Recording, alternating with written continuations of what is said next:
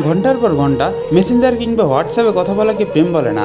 যেই মেয়েটা প্রতিদিন নিয়ম করে 4-5 ঘন্টা আপনার সাথে কথা বলতে চায়, সে আসলে আপনার সাথে প্রেম করছে না, সে আপনার কেরিয়ার নষ্ট করছে।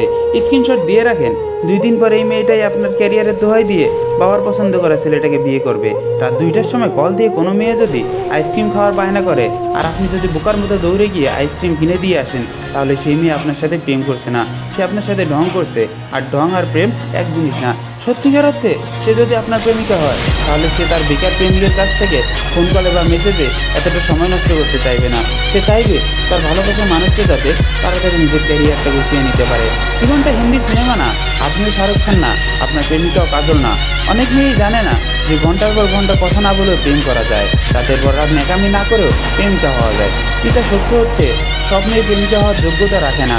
ওই মেয়েটাই প্রেমিকা হওয়ার যোগ্যতা রাখে যেই মেয়েটা আপনার ক্যারিয়ারের কথা ভাবে, যেই মেয়েটা আপনার সুবিধা বুঝে, অসুবিধা বুঝে, যেই মেয়েটাই আপনার কষ্টগুলো খুঁটিয়ে খুঁটিয়ে দেখে। দেয়ালে পিঠ থেকে গেলে যেই মেয়েটা ভরসার হাত বাড়িয়ে দেয়, সেই মেয়েই প্রকৃত প্রেমিকা হওয়ার যোগ্যতা রাখে। কিন্তু সে একটা কথা মাথার ভিতরে ঢুকিয়ে রাখেন, ভালো মেয়েরা চাহিদার সাগরে ডুব দিয়ে থাকে না, ভালো মেয়েরা অন্যকে ভালো রাখার সাগরে ডুব দিয়ে থাকে।